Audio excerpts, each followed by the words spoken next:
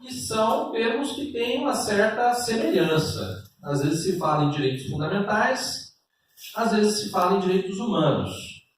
E isso gera uma confusão, né? Afinal de contas, o que é? É humano, é fundamental? É humano, é fundamental? Né? O que significa isso?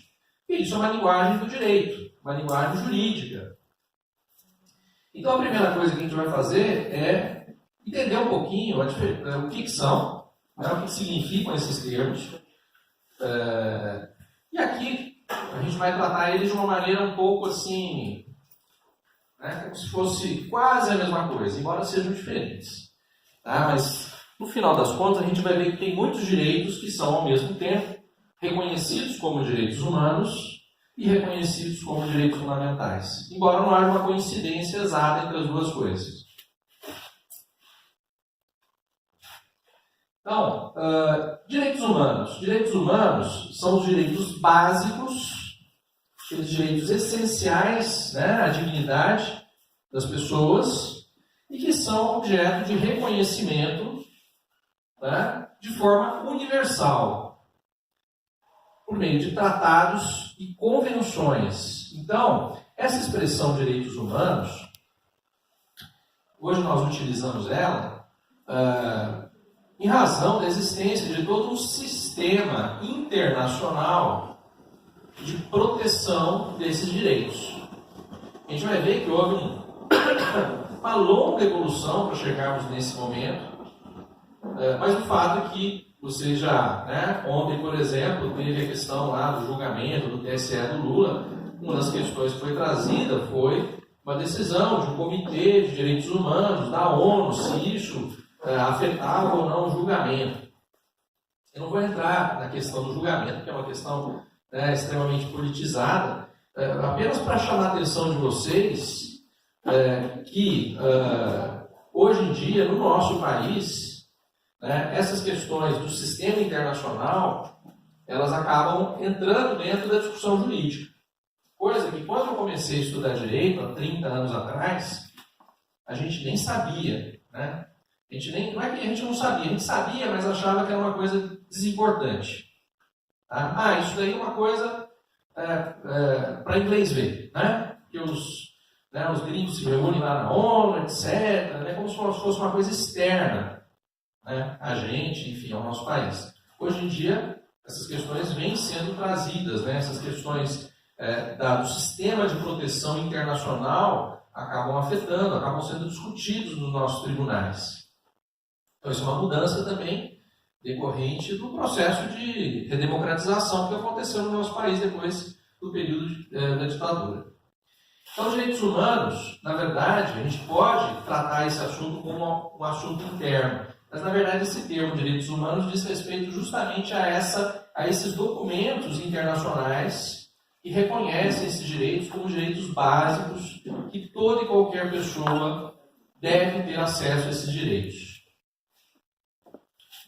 Quando a gente fala direitos fundamentais, na verdade, aí nós estamos nos referindo a direitos que são reconhecidos e tratados também como direitos básicos, essenciais, dentro das constituições nacionais. Nós vamos ver que, ao longo do tempo, cada país passou a ter uma Constituição escrita e, nessa Constituição, estabelecer certos direitos básicos, né, para todos os cidadãos desse país. Então, a nossa Constituição também tem esse rol, vocês sabem disso. Então, lá vocês vão encontrar na Constituição um título dos direitos fundamentais. Então, o que acontece, que isso é que gera confusão, é que muitos dos direitos reconhecidos nos tratados e convenções internacionais de direitos humanos também vão ter o reconhecimento dentro da nossa Constituição. E a nossa Constituição fala que o Brasil, na sua atuação internacional, se pauta pelo reconhecimento dos direitos humanos. Então, existe uma relação muito próxima entre esses direitos. Os direitos são, ao mesmo tempo, vamos pensar, por exemplo, o direito à vida, o direito à igualdade, o direito à liberdade de expressão, o direito à atividade política livre, né? A democracia. Esses direitos são reconhecidos internacionalmente por meio desses tratados e também são reconhecidos dentro da nossa Constituição como direitos fundamentais. Então, você, muitas vezes, um direito, aliás, a maior parte dos direitos humanos, né, reconhecidos em tratados que o Brasil ratificou, né, que o Brasil aderiu, também são reconhecidos na nossa Constituição. Embora nós até possamos ter alguns direitos fundamentais que não podem ser considerados direitos humanos. Por exemplo, na Constituição fala o direito que todo trabalhador tem de ter o FGTS. Está lá como direito fundamental. Por quê? Porque está lá dentro do título dos direitos fundamentais. Está no artigo 7º da Constituição, entre os direitos relacionados ao trabalho. A gente sabe que o direito ao FGTS não é reconhecido em nenhum tratado internacional. Então, embora ele seja um direito fundamental, ele é direito fundamental porque está na nossa Constituição. Ele não pode ser considerado um direito propriamente um direito humano. Por quê? Porque ele não tem universalidade. Né? Acho que só o Brasil tem esse instituto do FGTS. Não sei se outros países têm. Mas até existem direitos relacionados ao trabalho que são reconhecidos internacionalmente. Aí sim nós vamos poder falar. Né? Quando se fala, por exemplo, o direito ao emprego, é um direito reconhecido em tratados internacionais. Né? Direito, né, de proteção contra a despedida arbitrária. São direitos reconhecidos em tratados internacionais. Isso muitas vezes vai levar questões, por exemplo, no âmbito da OIT, Organização Internacional do Trabalho. Não sei se vocês viram, mas recentemente, com a questão da reforma trabalhista, houve reclamações lá na OIT, etc., discussões a respeito, né, das mudanças que foram feitas na reforma trabalhista. Por quê?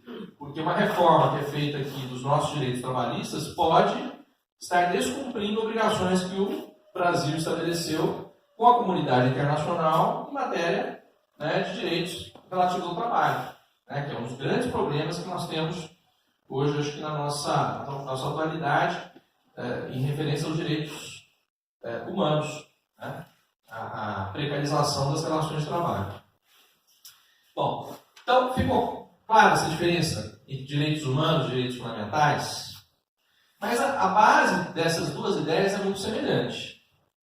A base é a ideia de que todas as pessoas nascem com direitos que são direitos que o Estado tem de respeitar.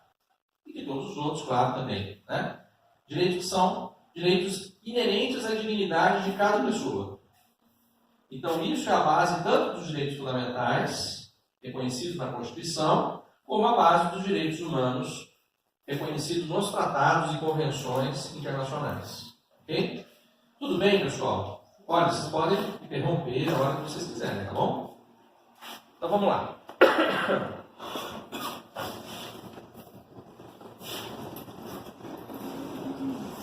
Foi pedido para que eu falasse um pouquinho sobre a evolução histórica dos direitos humanos ou dos direitos fundamentais, porque como eu disse, a raiz é mais ou menos a mesma. Né? Na verdade, eu diria que assim, tudo começou dentro da concepção de direitos fundamentais, reconhecidos nas constituições, e depois isso foi se propagando e foram se criando sistemas internacionais, e aí, né, a gente passa a falar em direitos humanos, porque são direitos universais para toda a humanidade. Tá? Então, o reconhecimento desses direitos, na verdade, é um processo histórico longo. Começa com base a raiz filosófica disso vem lá da antiguidade. Né? Quando você vai lá para a Grécia, né, você vai encontrar pensadores que vão começar a pensar na condição humana. O que é a condição humana? Né? Essa situação, né, que todos nós vivenciamos. Né? Todos nós nascemos da mesma origem. Né? Temos, né, os mesmos problemas, né, de crescimento, envelhecimento, morte, né? E então passou-se, né, a ter algumas correntes filosóficas que enfatizavam essa ideia de que o ser humano é a medida de todas as coisas, né? Relativizando a ideia de que, olha, né, nós temos aí concepções religiosas que devem ser respeitadas, mas nós devemos pensar nas necessidades do ser humano, né? Aquilo que faz dele, reconhece nele uma dignidade. Né? O ser humano é a medida de todas as coisas. Isso quer dizer que o ser humano ele é um fim em si mesmo. Ele não é um instrumento ou um meio para outras coisas. Então disso já nasce aquela ideia, né? Embora os gregos, né, praticassem a escravidão, por exemplo, mas, né, já elaboravam essas ideias. Que o ser humano não pode ser um instrumento, não pode ser um meio para alcançar finalidades de outro ser humano. Então, isso é a raiz filosófica do humanismo. Né? A ideia de que o ser humano... que a gente sempre vê dentro da temática da história dos direitos humanos, a gente tem muita referência europeia. Existe na questão teórica também, sim, referências sim. de outras culturas, do leste, da Ásia, da África, enfim. Olha, boa sua pergunta, porque assim, o que acontece é o seguinte, a nossa formação, o nosso direito, ele é um direito que vem de origem europeia, né? Não foi um direito que foi transplantado, né? Porque nós éramos uma colônia, então toda a nossa influência jurídica é uma influência eurocêntrica, não há dúvida disso. Tá? Por isso que eu pego aqui as referências, né, da civilização, digamos assim, europeia, né, dos gregos, dos romanos, que vai formando essas ideias dentro da nossa tradição jurídica. Agora, não significa que isso daí foi uma invenção europeia apenas, tá? Existem outros sistemas filosóficos que já tinham essas bases humanistas. Eu vou dar um exemplo. Que a gente acaba não conhecendo muito por causa dessa tradição, tá? Então, eu vou dar um exemplo. Outro dia eu estava assistindo um documentário maravilhoso sobre a Índia. E na Índia, muito antes, né, até desses pensadores gregos, desses filósofos gregos, na Índia havia uma certa tradição filosófica religiosa, o jainismo, que já tinha essa ideia de direitos fundamentais. Mas se nós vamos pensar, muitas das tradições religiosas, muitas delas têm ali uma semente de humanismo, né? A ideia de igualdade, a ideia de dignidade, a ideia de que, né, existe uma condição de sacralidade do ser humano, você vai encontrar em várias tradições filosóficas e religiosas fora dessa tradição europeia. Então existe sim. Tá? A questão é que nós estamos, né, vamos dizer assim, o veio da nossa tradição jurídica é uma tradição europeia. Isso não impede que a gente reconheça, que a gente pesquise outras tradições que possam vir a contribuir para uma visão menos eurocêntrica. Tá? Então, o que a Carol falou é absolutamente verdadeiro. Professor, sim, sin ir muito longe, aqui mesmo na América Latina temos comunidades indígenas milenares, sim, já tinham direitos moradia, por exemplo. Sim, sim. Tanto que, bom, eu sou peruano, sou estrangeiro e tenho uma educação não tão eurocentrista, mas tem esse eixo também. Só que no meu país a mistura entre Europa e América é muito mais próxima. Então, nós temos conhecimento de direitos indígenas milenares, enquanto a população foi quase que apagada. Sim, vou dizer assim, as tradições culturais dos nossos povos indígenas foram absolutamente apagadas. Você tem razão. Em outros países da América Latina, elas tiveram uma resistência maior. Pelo tipo de organização, enfim, eu não sou antropólogo, né, para discutir essa questão, mas certamente. Agora, uma coisa interessante, que até eu ia falar, né? Mas vamos seguir, espera um pouquinho que a gente vai chegar lá. Porque essas tradições indígenas, essa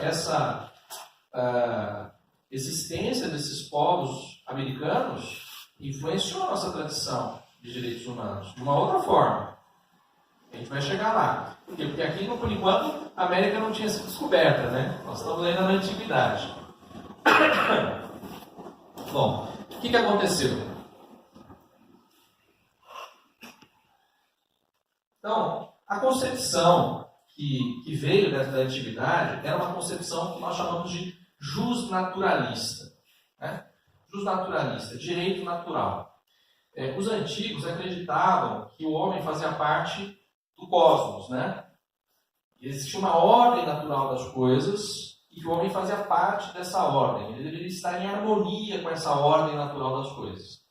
Então, a ideia é de que existem leis naturais que não apenas regem o mundo físico, né? Como temos a lei da gravidade. Né? Se eu largar esse microfone, ele vai cair. Isso é uma lei natural. Mas que também existiam leis naturais que deveriam reger o comportamento das pessoas. E aí caberia, né, aos filósofos e aos juristas ficar tentando descobrir essas leis, né, morais que regem o comportamento das pessoas. Então isso gerou uma tradição que ela pode levar a certos problemas, né, como por exemplo discutir o que é natural e o que não é. Que é um problema que hoje nós vemos na nossa discussão política, né? O que é natural e o que não é. Sendo que o ser humano, o ser humano, diferentemente dos animais que vivem muito, né, limitados pelos seus instintos, o ser humano tem uma coisa que é a cultura, que é algo que ele cria. O ser humano se cria o tempo todo. O ser humano, ele tem uma parte que é dada pela natureza, mas ele é uma parte, digamos, não sei em quantos por cento, mas muito do que nós somos é aquilo que nós criamos como seres humanos, a nossa cultura, né? A nossa capacidade de nos superar, né? De criar perspectivas de futuro, né? O tempo todo nós ficamos aí tentando desafiar o impossível, né? Isso é próprio, né? da nossa natureza, mas é uma coisa que não é dada, é construída por nós. Então, a questão do direito natural pode levar a esse risco, né? E pode levar ao risco também de nós começarmos a ver o direito de uma forma religiosa. Né? E o problema da religião, quando você mistura direito e religião, é que a religião você não pode questionar os dogmas da religião. Então, esse é digamos assim, o risco do direito natural. É você misturar com religião e você começar a ficar dogmático. Então esse é um problema. Mas de toda forma, dentro dessa concepção do direito natural, ele foi importante pelo seguinte, porque o direito natural, essa concepção justnaturalista, ela pressupõe que toda pessoa já nasce com certos direitos. O direito é algo que vem, né, no momento que você nasce, você já tem certos direitos. Então essa é uma ideia muito importante, que é trazida até hoje, dentro da concepção de direitos humanos. Você também vai ter aí dentro, né, dessa tradição que eu estou trazendo, né, a tradição europeia, como eu falei, que é a tradição que mais influenciou no direito ocidental, você vai ter o pensamento cristão também primitivo, que era baseado também na ideia de igualdade, né, a ideia de que todos somos criados à imagem e semelhança de Deus e, portanto, né, compartilhamos direitos comuns. Né? Tanto que você ainda vê, né, uma atuação muitas vezes por parte de religiões cristãs. Aí, a Igreja Católica no país tem uma tradição ligada aos direitos humanos, embora, né, às vezes com idas e vindas, né, mas por conta dessa ideia, né, do cristianismo nas suas concepções mais originais. Né? Então isso influenciou também. Embora, em um determinado momento, você vai ter também embates de concepções cristãs que vão gerar um outro problema. É assim, a minha concepção, a minha leitura da Bíblia é melhor do que a sua. Isso lá na Europa vai levar a guerras religiosas. Então veja que interessante, essa coisa é muito complexa. Ao mesmo tempo que o cristianismo ele traz algumas ideias, né, que vão ser importantes na formação da concepção dos direitos humanos, mas ele também tem um outro lado, né, que vai trazer a questão do ódio religioso, da guerra religiosa. Tanto que essas concepções mais vinculadas à religião vão, aos poucos, sendo superadas, né, em favor de uma ideia de tolerância. Bom, aí vai ter uma outra outro marco que eu coloquei aqui, que é o seguinte. Nós vamos ter, a partir de um determinado período lá da história europeia, a formação de estados nacionais, ou estados modernos. O que acontece? A Europa, durante muito tempo, durante o período medieval, ela se desorganizou. Né? Não havia mais Estado, ou pelo menos havia apenas algumas cidades-estado que ainda sobreviveram. Foi o período que nas aulas de história a gente estuda como feudalismo. Né? No feudalismo, todo mundo vivia nos seus feudos, nas suas fazendas, etc. Então não havia essa figura do Estado. Pelo menos não era uma figura tão presente naquele período. Só que, final aí desse período medieval, há 500 anos atrás, começou-se a então haver uma organização, o surgimento de uma organização que existe até hoje e que influencia muito a nossa vida, que é o chamado Estado moderno. Isso aconteceu num determinado momento em que se percebeu que fatores históricos foram levando à concentração de poder na mão de uma autoridade, que no caso, naquela época, era o rei.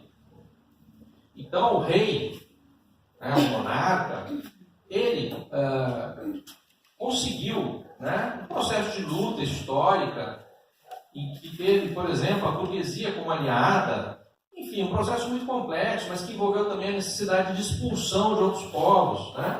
Então, por exemplo, na Espanha e Portugal, que são países que culturalmente nos influenciaram, a questão da expulsão dos árabes da Península Ibérica. Então isso fortaleceu a figura do rei. Aliás, o rei surgiu justamente para unir aquele povo, o povo espanhol, que na verdade nem era propriamente um povo. Pergunta para um catalão se ele acha que ele é espanhol. Hoje ele vai dizer que ele não é espanhol, ele é catalão. Mas, de toda maneira, uma população que se uniu para expulsar uma outra população que estava lá há muito tempo também, mas que culturalmente havia lá diferenças, religiosamente, diferenças culturais e religiosas. Então, houve um processo de poder em que uma determinada autoridade se firmou à custa de outras autoridades. À custa da autoridade do senhor feudal, à custa da autoridade da igreja. E o rei, ele conseguiu, naquele momento, depois de muitas e muitas décadas de luta, etc., os reis conseguiram reunir atividades que até hoje o Estado exerce. Que atividades são essas? Primeiro, a atividade de legislar. Então, nesse momento, afirma-se a lei do Estado como a lei soberana. Antes você tinha o costume, você tinha as leis da igreja, você tinha cada ofício, cada profissional tinha a sua lei própria, da sua profissão. E o Estado surge e fala, não, agora quem diz o que é a lei sou eu. É o surgimento, para nós, nós da área jurídica, a gente fala, é o surgimento do direito positivo. Esse é um termo também que, às vezes, as pessoas não... direito positivo quer dizer, existe um direito negativo? Não. Direito positivo significa o direito imposto pelo Estado. Tá? Então, surgiu essa ideia de que direito, o que é direito? Direito é aquilo que o Estado impõe. É uma ideia que até hoje é muito, digamos assim, forte na nossa tradição das escolas jurídicas. Essa ideia de que o Estado é aquilo, direito é aquilo que o Estado fala que é direito. E a gente chama isso de juspositivismo. A ideia de que o direito é tudo aquilo que o Estado diz que é direito. Pois bem, então surge essa ideia, o Estado é que diz o direito. Ele que diz o que é a lei, qual a lei que vale. E além disso, o rei passa também a cumprir outras tarefas. Primeiro, julgar. Aí o rei começa a criar um grupo de funcionários que vão aplicar a lei que ele fez, que são os juízes, a magistratura. Então, a solução das controvérsias também passa a ser dominada pelo Estado. O Estado é que vai julgar. Além disso, também a segurança externa passa a ser dominada pelo Estado. Antes, os feudos se organizavam e criavam suas milícias. Aí não, o Estado ele cria o Exército Nacional, as Forças Armadas. Vão monopolizar a defesa. Aí o Estado também, né, o rei também vai criar um corpo de funcionários para cuidar das questões internas, da ordem pública. Aí surge a polícia, a fiscalização, né? Cuidar da ordem pública, né, o que se chama ordem pública, é justamente impor as leis do Estado internamente, né, por meio de funcionários criados pelo Estado, né, funcionários contratados pelo Estado. E por último, para fazer tudo isso, o Estado precisa de money, então precisa tributar, né? Então, quando o rei consegue concentrar na sua mão essas 5 atividades, aí surge o que nós chamamos de Estado moderno, que existe até hoje, né? Nós vivemos num Estado que tem essas 5 atividades na sua mão. Qualquer pessoa que viva hoje num país, né, que tenha esse tipo de autoridade está vivenciando essa mesma situação, né? Quer dizer, o Estado é bom ou é ruim? Não sei, o que vocês acham? O Estado é bom ou é ruim? Acho que não é. Essa é uma pergunta que você pergunta para os alunos: o Estado é bom ou é ruim? Depende, né? Depende. Por quê? Lógico que eu gostaria de viver num período absolutista, né? Ali o Estado era muito bom para o rei, para a nobreza, né? Eu diria que não tão bom para os demais, né? Embora, se você pensar, o surgimento desse Estado moderno, né, do rei, etc., etc., possibilitou um monte de coisas, né? Possibilitou as invenções, o comércio, né? Os processos, né, de descobrimento, que embora também tenham sido opressivos em muitos aspectos, né? Mas você formatou o mundo como ele é hoje, né? O seu lado bom e o seu lado ruim. Mas assim, o Estado é bom. Hoje nós temos uma concepção de Estado que vê o Estado não também como um fim em si mesmo. O Estado é um instrumento para a realização daquilo que cada um de nós não consegue realizar individualmente, né? Você vai ter aí 2 concepções básicas a respeito do Estado e vai ter aí um degradê no meio dessas concepções. Tem uma concepção que a gente fala que é a concepção mais libertária, né? Que é uma concepção liberal muito radical do Estado, que diz o seguinte: eu não preciso do Estado para nada. O melhor é que cada um cuide da sua vida, dos seus problemas, e o Estado não interfira para nada.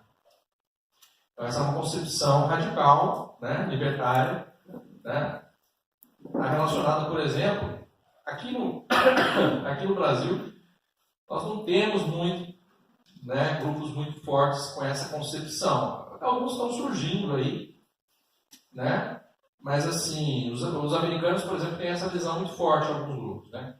Então, o Estado é ruim, não, o Estado não serve para nada, né. O Estado só tem de existir assim para garantir a defesa externa. E olhe lá, né? Deixa que os indivíduos resolvam os seus problemas. Tem uma visão mais extrema que diz assim: não. O Estado deve, né? Tudo que nós fazemos deve ser decidido pelo Estado, né? Uma visão estatizante em excesso, né? Então assim, você vai ter muitas visões a respeito do papel do Estado, mas uma coisa é inegável. Existem certas coisas que não dá para a gente resolver, pelo menos na minha concepção, tem muitas coisas que a gente não consegue resolver individualmente, né? Então você tem de ter alguma organização coletiva. O Estado é uma grande organização coletiva, não impede que outras existam também, né? Como essa daqui. Essa daqui é uma organização coletiva que busca, né, atender a certos interesses que individualmente as pessoas não conseguiriam resolver. Então, a concepção do Estado, você pode ter 2 ideias, né? O que o Estado é e o que ele deve ser, né? No direito a gente sempre tenta separar essas 2 coisas, né? O que o Estado é? Nós sabemos que o nosso Estado é, em muitos aspectos, opressivo, né? Ele reforça desigualdades, etc, etc. Né? Embora, se nós formos pensar, né? Talvez se ele não existisse, fosse ainda pior, né? Porque aí seria, né, a luta de todos contra todos, né? Como diria o Hobbes. Mas tem uma ideia de que o Estado deve ser. Essa ideia é uma ideia que todos nós, cada um tem a nossa concepção de como o Estado deve se comportar. E aí nós temos um balizamento, que é muito importante, que é o que nós estamos falando hoje, que são os direitos humanos e os direitos fundamentais. Então, uma baliza de certas práticas que o Estado deve adotar. Nós devemos cobrar do Estado esse comportamento. Bom, então nesse período aí, formou-se essa concepção absolutista do Estado e surge aquela ideia do Estado como um Leviatã. Teve um famoso pensador, né, o Hobbes, ele tratava o Estado com essa concepção. O Estado é um Leviatã, ele é um mal necessário, porque ele impede essa luta que eu falei de todos contra todos. O Hobbes tinha uma concepção, digamos assim, meio pessimista, cética em relação ao Estado e em relação à vida coletiva. Ele diz assim, o Estado não é mal necessário, ele existe, porque senão a vida coletiva se torna impossível. E aí, só que ele era um defensor do absolutismo, porque ele entendia que o absolutismo era necessário para que essa vida coletiva pudesse se desenvolver. Só que logo após essa concepção do Hobbes, foram surgindo certos movimentos, né? E isso começou especialmente na Inglaterra, de reivindicação de direitos. Então nós vamos ter, eram movimentos que em geral, cá entre nós, não eram movimentos populares, geralmente eram movimentos de setores com algum privilégio, nobres, burgueses, que foram arrancando do rei uma parcela daquele poder que o rei tinha tomado, que ele tinha se tornado absoluto. E estabelecendo que existem certos direitos que mesmo o rei deveria respeitar. Então, minando essa concepção absolutista do rei. Não, o rei não pode tudo. Existia até uma frase que se falava, né, que o rei não errava, o rei não pode errar. Não é bem assim. Olha, rei, existem direitos que mesmo você é obrigado a respeitar. Então aí surgiram diversos documentos, né? A Magna Carta, e já isso na Idade Média já surge um primeiro esboço disso. Depois, né, os períodos aí revolucionários lá na Inglaterra, né, no século XVII teve várias reviravoltas na política inglesa, tal, né? Derruba rei, corta a cabeça de rei, volta o rei, né, etc. Eles tiveram um período de revolucionário que foi anterior ao período da Revolução Francesa, foi um século antes. E lá eles estabeleceram, né, um sistema de limitação do poder do rei. Tanto que surgiu o parlamentarismo, né? A ideia de que o rei é limitado pelo parlamento surgiu lá na Inglaterra, né, com uma limitação desse poder do rei. Então, aquele Estado absolutista começa a sofrer limitações. Limitações baseadas em cartas de direitos.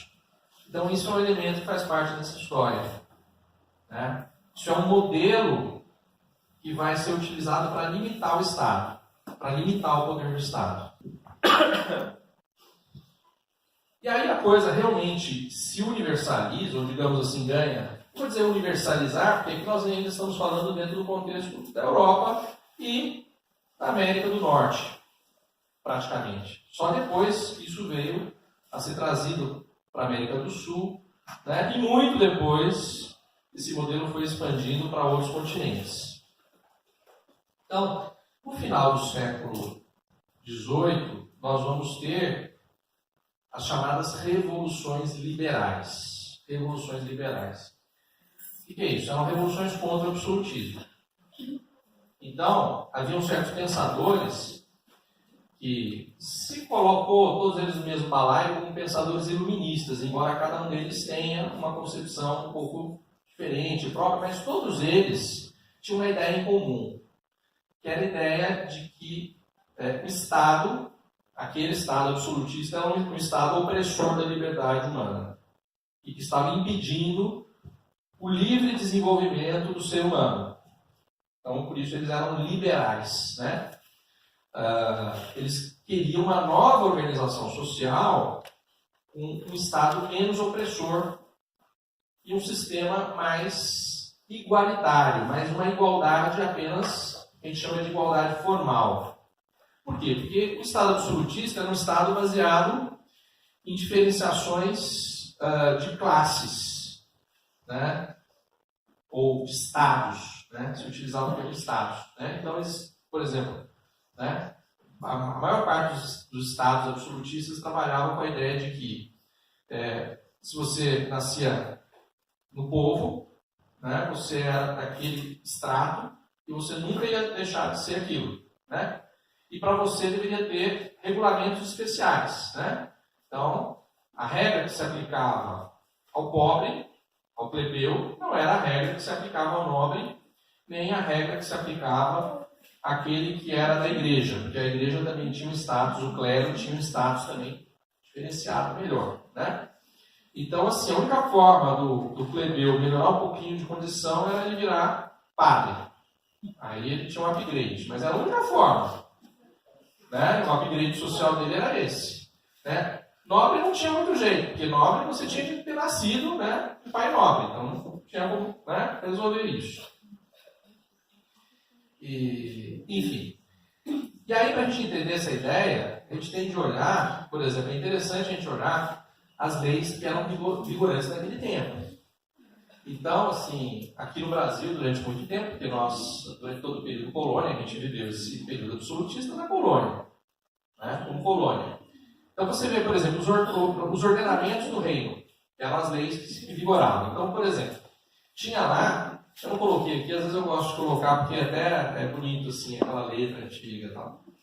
Então, por exemplo, se você fosse, sei lá, cometesse adultério, né? Um crime, né?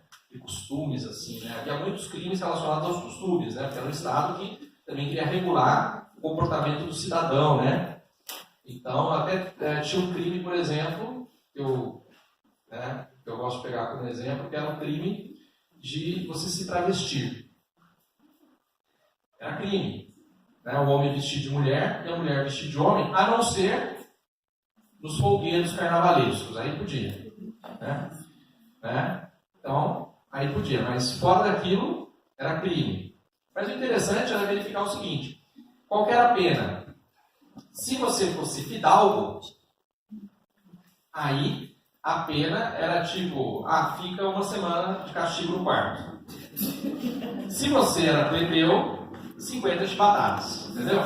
Então era diferente, por quê? Porque cada um tinha um estatuto diferente. O estatuto do nobre era um, o estatuto do plebeu era outro, o estatuto do clérigo era outro. Outra coisa, vida política. Para você participar da vida política aqui no Brasil, na época da colônia, você precisava ser um homem bom. O que era um homem bom? O homem bom era um homem que tinha propriedades. Aquele que trabalhava com suas mãos era chamado de homem mecânico. Homem mecânico, porque mecânico quer dizer que trabalha com o corpo, com o físico, né? Trabalha na enxada, na lavoura, ou trabalha como sapateiro, como carpinteiro, você não era um homem bom, você não podia participar da vida política. Você era um homem mecânico. E mais, para participar da vida política, você tinha de provar, você tinha de fazer uma prova de sangue. Se você não tivesse o sangue puro, né, se você fosse de origem judaica, de origem negra, de origem indígena, dificilmente você conseguiria ter um cargo público. Então, tem um historiador que é o Evandro Cabral de Melo. Ele é irmão do João Cabral de Melo Neto. Já ouviram falar do poeta Mortes Vida Severina? Ele tem um irmão que é um historiador muito importante. Ele tem um livro muito interessante que ele mostra como os brasileiros falsificavam suas origens para poder conseguir ocupar cargos públicos. Então, tinha todo um esquema de falsificação de certidão de nascimento, de padre que era corrompido para poder dar uma certidão de nascimento, para esconder as origens daquele brasileiro que queria virar um vereador, um juiz, etc. Bom, então esse era o modelo do período absolutista. Então, esses pensadores aqui, eles vieram trazendo ideias dizendo assim, olha, não deveria ser assim, deveria ser diferente, né? E aí, uma coisa interessante, que aí tem a ver com a influência que a América deu, né, trouxe para essas ideias, é que logo após o período do descobrimento, né, que é também uma palavra engraçada, né? O período do achamento, descobrimento, enfim, ou da invenção, invasão, no caso. Ou da invasão, da conquista, né? Da conquista. O que aconteceu? Os portugueses, os espanhóis, etc., e os franceses também, né? Que vieram aqui, né? Explorar aqui os países da América, né? Holandeses, enfim, todos aqueles povos europeus se depararam com organizações sociais muito diferentes do que eles estavam acostumados. Muito mais libertárias, né? Muito mais igualitárias, né? Tem um colega, qual foi o seu nome? Desculpe. O Alfonso mencionou que havia sistemas, né? Algumas, nem todas eram igualitárias, mas havia sistemas diferentes de organização, de governo, né? De comunidade. E é interessante assim que muitos europeus levaram indígenas para a Europa. Tem até histórias muito interessantes dos que sobreviveram, né? E não conseguiram, não morreram por conta das doenças, né? São Luís Maranhão tem uma história. Foram vários, né? Que tiveram uma relação com os franceses, que foram para alguns momentos. Tem várias histórias, inclusive foram para as cortes europeias, né? Os índios foram meio tratados como, né, aquela coisa de circo, né, de mostrar para os reis, para os nobres, etc. Só que o que acontece? Os filósofos que frequentavam as cortes também ficaram impressionados por isso. Então, uma das ideias que influenciou, né, a filosofia, o Rousseau, né, foi um dos filósofos, as ideias dele influenciaram muito essa ideia de que todos nascem iguais em direitos. É uma ideia que nós vamos ver vai repercutir em todos os documentos de direitos humanos. E o Rousseau foi muito influenciado por essa presença dos indígenas lá na França. Né? Por quê? Porque os relatos também de que eram sociedades igualitárias. Né? E a ideia do homo selvagem, né? que o homem nasce bom. Né? São as instituições que deformam, né, a bondade natural do homem. E é uma ideia também filosófica muito discutível, mas, de toda forma, a ideia, do ponto de vista prático, é interessante, né? Uma ideia que para nós ainda é muito valiosa. Dizer assim, olha, você não pode julgar as pessoas pelo nascimento delas. Né? As pessoas deveriam nascer com as mesmas oportunidades e com os mesmos direitos. Né? Então, nesse aspecto, né, vamos dizer assim, o contato com a América e com os nativos americanos, né, como chamados de índios, né, pelos colonizadores, gerou essa mexida na cabeça dos europeus. Então, todos esses pensadores tiveram uma contribuição importante. O Locke era um pensador liberal, ele enfatizava a questão da liberdade. Né? O Montesquieu enfatizou muito a questão da legalidade, que o Estado deveria ser regido por leis. Né? E ambos se preocuparam com a ideia de que o Estado não deveria ser tirânico, deveria haver uma separação de poderes, que é uma ideia que até hoje nós utilizamos e discutimos, separação de poderes.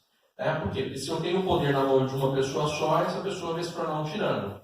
Então, se eu crio órgãos com diferentes funções, isso garante um equilíbrio no poder e evita que haja tirania. E o Rousseau com a ideia de igualdade natural dos homens, né? De que os homens não podem ser obrigados pela tirania, pela força, mas sim que cada homem adere, né, à sociedade no pressuposto de que direitos básicos serão respeitados. Senão nenhum de nós aderia. Né? Essa ideia até hoje é muito influente na filosofia e no direito. A ideia é o seguinte, se você pudesse, antes de nascer, né, ser consultado se você viria para essa sociedade, né, você primeiro perguntaria, meus direitos básicos vão ser respeitados?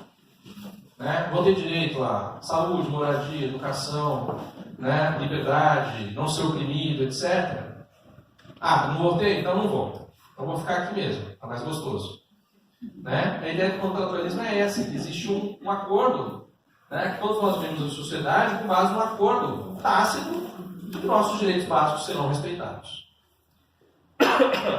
Senão ninguém toparia esse acordo. E aí vem uma série de declarações que foram surgindo dentro desse contexto, dessas ideias.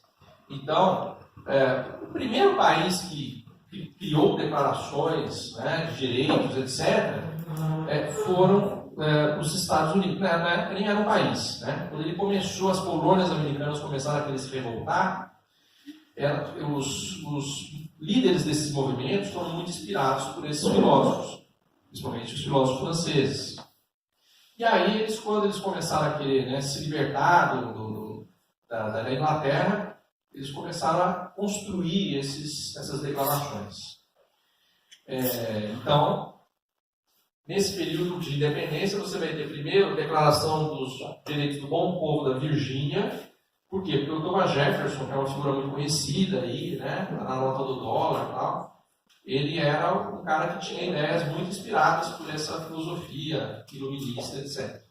E ele então, fez essa declaração. E aí isso foi aproveitado quando as colônias resolveram declarar a independência, elas também fizeram uma declaração de independência. Mais ou menos nesses termos, baseado nessas ideias filosóficas.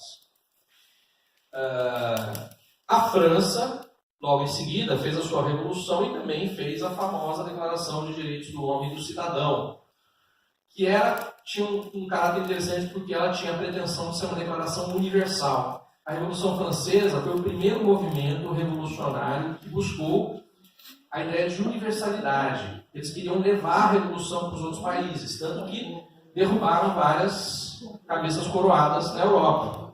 Né? E aí, por isso, a declaração deles tem esse caráter tinha essa ideia de universalidade. E os americanos, eles primeiro fizeram a Constituição. Mas havia uma briga lá se na Constituição deveria ter um rol de direitos. Aquilo para nós hoje é muito óbvio, né? Que toda Constituição deve ter um rol de direitos, uma lista de direitos fundamentais. Eles ficaram discutindo isso, não conseguiram chegar a um acordo, então primeiro eles fizeram a Constituição e depois fizeram a lista de direitos fundamentais deles, né? Alguns anos depois da Constituição ter sido feita. Que são as chamadas 10 primeiras emendas da Constituição americana. Né? Vocês já devem ter ouvido falar, talvez aí no noticiário, às vezes fica discutindo, né? Lá uma discussão, por exemplo, que é muito acirrada hoje nos Estados Unidos é a questão de portar armamentos. Então tem aqueles que interpretam a segunda emenda, né, da Constituição americana, que fala em porte de armas, mas ela estava se referindo à questão das milícias, que era uma organização coletiva, comunitária para a defesa, né? Naquela época revolucionária. E aí hoje eles interpretam como um direito individual a portar armamentos de qualquer tipo. O cara pode ter uma bazuca em casa. Né? Então é uma visão muito estranha, muito libertária, mas tem consequências que a gente sabe quais são. Então, por quê? Porque a segunda emenda é uma das 10 emendas básicas que estabeleceu um rol de direitos básicos na Constituição americana que existe até hoje. Vigoram até hoje. Essas disposições foram feitas lá no final do século XVIII. Tá? E mais outras que vieram depois. Então, esses foram os primeiros documentos a reconhecer direitos fundamentais dentro de cada país. Como eu disse, a Declaração Francesa já tinha uma ideia de universalidade, então já se pensava numa lógica de direitos humanos. Se nós formos ver, já havia dentro dessas declarações essa ideia de que os direitos, embora se referiam, né, eram constituições, eram normas de direito interno, elas já tinham essa ideia de que estavam relacionadas à própria condição do ser humano. Então já podemos dizer que já era uma ideia de direitos humanos, embora limitada. Por quê? Porque só varia dentro de cada país. Então lá a Declaração de Independência dos Estados Unidos vai falar: todos os homens são dotados pelo Criador de certos direitos, que entre esses estão a vida, a liberdade e a felicidade. Né? E que o poder do Estado só pode existir para servir a essas finalidades. Só que um detalhe, né? Os americanos mantiveram a escravidão durante quase um século depois dessa declaração. Havia um embate que quase impediu a formação dos Estados Unidos, que era o embate entre os estados escravistas e os estados que não praticavam ou não aceitavam a escravidão, também por motivos econômicos, não era por bondade, não. Eram os estados mais industrializados, etc. Esse embate veio, depois de um século, a criar uma guerra civil dentro daquele país, né? A famosa Guerra de Secessão, que até hoje fica se discutindo isso. Não sei se vocês estão vendo lá nos Estados Unidos, há uma discussão, né, porque algumas coletividades querem desmanchar monumentos em que se homenageia os generais, os líderes confederados, que eram os líderes dos estados escravistas. Enquanto que grupos de extrema-direita, né, supremacistas brancos, querem manter esses monumentos. Né? É bizarro que a gente fique discutindo essa coisa hoje. Mas, infelizmente, ainda tem essa discussão. Por quê? Porque era aquela coisa da igualdade pelo no mútuo, né? Uns são mais iguais que os outros. Então, foi um ajuste que foi feito, que você vai ter elementos na própria Constituição Americana de manutenção da escravidão. Né? Então, iguais eram apenas aqueles que eram brancos e proprietários. Então, não é todo mundo que é igual. Né? Mas, de toda maneira, se você tem essa declaração, isso daqui depois vai servir para os abolicionistas. Tanto, nós estamos falando dos Estados Unidos, mas isso também serviu aqui no Brasil, com Luiz Gama, né? E outros abolicionistas para lutar, né, pelos direitos da população afrodescendente. Né? Então, quer dizer, quando você coloca isso na declaração, fala, isso não é para valer, mas isso vai servir de argumento para a afirmação desses direitos para todos. Daí a importância histórica que essas declarações têm. Tá? Aqui também a declaração, né, dos direitos do homem cidadão aí da França também vai partir da mesma ideia. Né? Os homens nascem e são livres e iguais em direitos. As distinções sociais só podem se fundamentar na utilidade comum. A finalidade de toda associação política é a conservação dos direitos naturais e imprescritíveis do homem. Liberdade, propriedade, segurança, resistência à opressão. Então, aquela ideia que eu falei, né, do direito natural, direito imprescritível, quer dizer, você não pode deixar de ter direitos. Né? Há quem diga, direitos humanos significa o direito a ter direitos. Então, eu não posso ser privado do direito de ter direitos. Eu não posso ser reduzido à escravidão. Né? Eu não posso ser colocado na condição de objeto. Eu vou ser sempre sujeito de direitos, desde o meu nascimento até a morte. Essa é a ideia, basicamente. Então, só que essas declarações que eu estou falando para vocês, aí da Revolução Francesa, da Revolução Americana, a nossa, nós tivemos uma primeira Constituição em 1824 que já previa, já tinha uma declaração de direitos, já tinha uma lista de direitos fundamentais dentro da nossa primeira Constituição, ainda no período monárquico. Essa primeira geração de declarações de direitos era uma geração baseada na ideia de liberdade.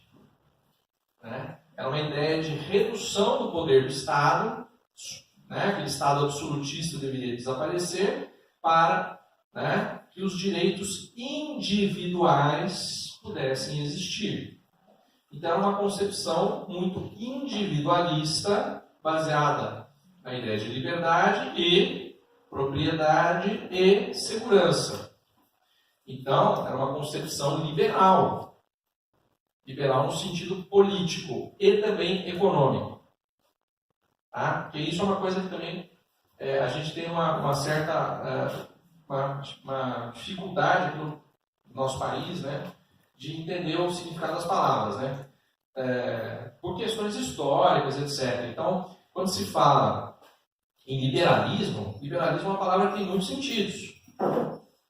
Você tem aí certos políticos que são liberais no sentido econômico, no sentido de que o Estado não deveria interferir na atividade econômica, né? Deixa que o trabalhador resolva seus problemas com o patrão, né? Isso é liberalismo econômico.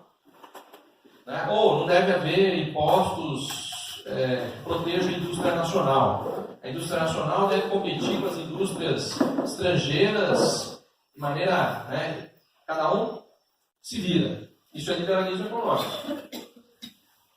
Mas, né, você também tem o liberalismo político. O liberalismo político significa que o Estado não deve, por exemplo, interferir na religião. O Estado não deve interferir na liberdade de expressão do pensamento.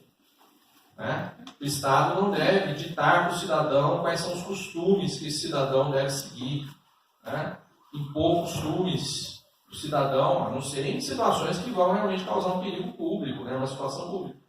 Né? Quer dizer, o cidadão é livre para escolher sua religião.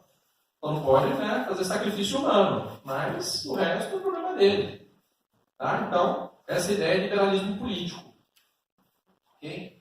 Aqui no Brasil, a gente percebe que a nossa direita, ela adere muito ao liberalismo econômico, mas ela não gosta muito do liberalismo político. Então é meio liberal, né? Liberal de meia tigela. Né? Não é difícil você ver políticos que sejam liberais em sentido amplo.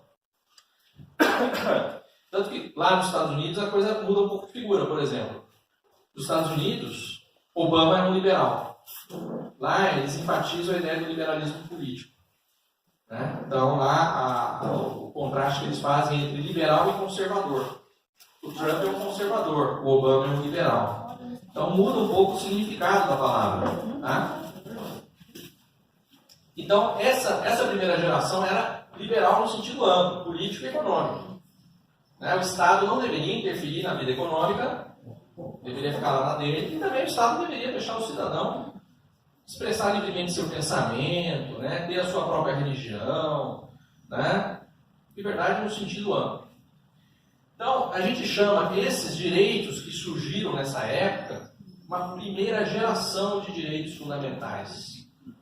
Né? Ou uma primeira geração de direitos humanos, que enfatizava muito a ideia de liberdade. Por quê? Porque era baseado em revoluções burguesas que ocorreram naquele período, mas, obviamente, isso não resolveu, né, a situação, né, das necessidades reais das pessoas, principalmente as pessoas que viviam, né, na situação de vulnerabilidade. Óbvio, né? Aquele período, né, aqui nós ainda estamos falando da Europa, né, nós vamos ter a Revolução Industrial, nós vamos ter a questão do proletariado, né, urbano, que passa, né, a ser uma classe, né, a gente não precisa aqui ficar discutindo as questões, né, das condições de vida, do proletariado, porque são questões que existem até hoje. Né? E aí começaram a surgir pensadores que questionaram, né, que revolução é essa, que foi feita muitas vezes com apoio popular, mas que só beneficiou uma classe, a classe dos proprietários, né, dos burgueses, etc. Então, vários pensadores que vieram, né, no século XIX, como os anarquistas, o Dom Bakunin, os socialistas, o Marx, o Engels, né, os social-democratas, que não no sentido tucano da palavra, né, mas efetivamente social-democratas, né, que, como La Salle, né, tinha uma visão mais reformista, etc., mas que de toda maneira buscavam questionar aquela condição, aquele status quo daquela sociedade que tinha abolido o absolutismo, mas que ainda, né, prevaleciam as relações de opressão baseadas agora no capital, né, no dinheiro, no poder econômico. Então, essa movimentação, né, essa mobilização que ocorreu fortemente, né, a partir dessas ideias, gerou uma reação da parte do Estado, né? Ou melhor, né? É difícil a gente falar em ação e reação, são esquemas extremamente complexos, a política é algo extremamente complexo, é difícil você estabelecer claramente relações de causa e efeito, mas o fato é o seguinte, as lutas sociais, né, obrigaram as elites que dominaram o Estado a fazer concessões. Né? Concessões no sentido de reconhecer a existência de direitos sociais. Então, no final do século XIX, começo do século XX, começam a aparecer as primeiras legislações daquilo que hoje nós chamamos de direitos sociais. Então, as primeiras legislações previdenciárias, né? As primeiras legislações sobre acidente do trabalho, as primeiras leis relativas à saúde pública. Por quê? Porque as epidemias pegavam o rico e pegavam o pobre. Né? Então, aí precisava pensar na saúde pública, né? Porque, né, vacinação, né, condições sanitárias, etc. Então, nós vamos ter aí as duas primeiras constituições que trouxeram direitos sociais. A Constituição do México, 1917, e a chamada Constituição de Weimar, que é a Constituição Alemã de 1919, foram as primeiras que trouxeram direitos sociais. No Brasil, isso só veio, né, as constituições brasileiras só vieram trazer direitos sociais a partir de 1934. 1934 foi a primeira Constituição a mencionar direitos sociais. Então, o que acontece? Então, nesse período, por força dessas lutas sociais, o Estado começa a se tornar um Estado prestador de serviços. Serviços que nós sabemos, né, raramente são bons, pelo menos aqui no Brasil, né, mas começou a ideia de um Estado social, ou de um Estado de bem-estar social, que alguns países conseguiram atingir uma situação, né, bem privilegiada, né, em que há um certo acordo, né, entre o capital e o trabalho, no sentido de que a população em geral consegue ter acesso aos bens básicos para ela ter uma vida digna. Né? Infelizmente, aqui nós não chegamos nesse patamar. Mas o fato é que, pelo menos nos documentos normativos e nas nossas constituições, começou a surgir essa figura dos direitos sociais a partir de 1934. E a Constituição de 1978 era mais ampla no sentido de reconhecimento desses direitos.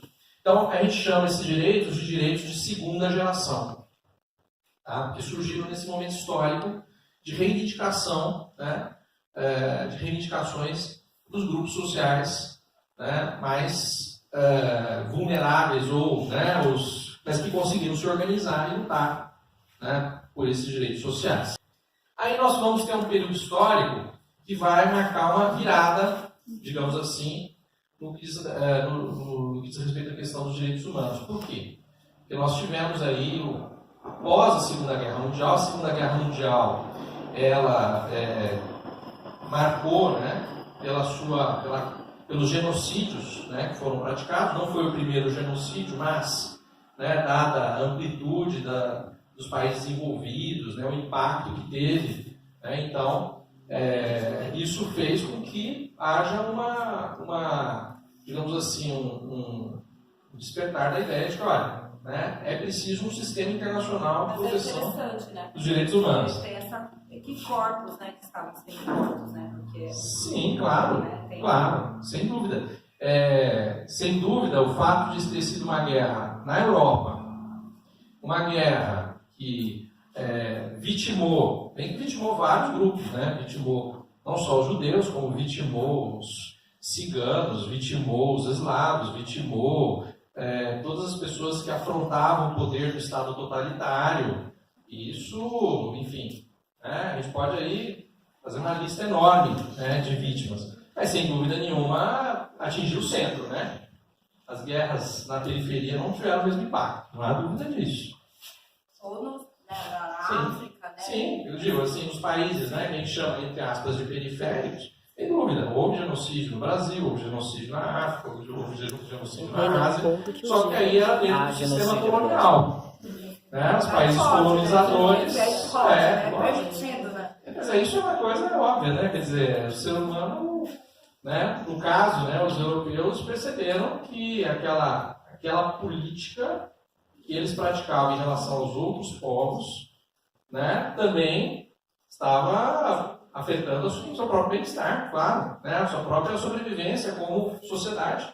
Evidentemente, eles eram hegemônicos, né, ainda são, do ponto de vista do poder econômico e também do poder político, de influência política, sem dúvida. O sistema internacional não é um sistema que todo mundo é igualzinho, a gente não tem essa ilusão disso.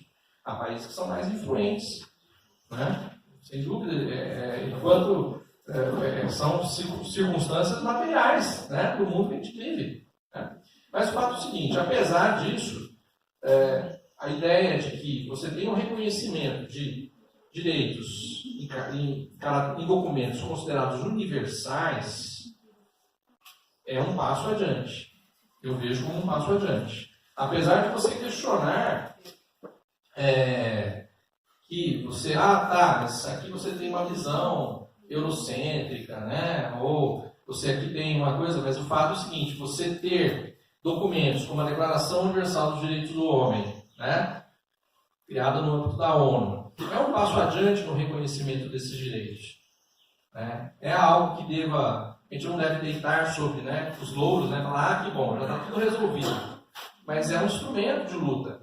Eu acho que ele tem dois lados, né? Eu acho que ele tem um marco civilizatório, mas ao mesmo tempo ele tem um marco de apaziguamento. Eu acho que ele pode ser, depende de quem está, pode conduzir ele para esses dois modos, né? Pode ser um marco emancipatório, mas ele também pode ser uma forma de apaziguamento, né? De não ter uma revolução propriamente no sentido de direitos humanos e de igualdade, né? Eu acho que ele pode ser utilizado. Eu acho que eu percebo muito as políticas públicas, né? Ele pode ser uma mediação, na verdade, né? E não sem dúvida. Sem dúvida. Na verdade, você tem toda a razão. Você pode encarar as coisas das duas formas. E as coisas podem ser utilizadas das duas formas. A questão muitas vezes você tem políticas públicas que são apenas, digamos assim, como você diz, apaziguatórias. Elas não buscam fazer mudanças estruturais.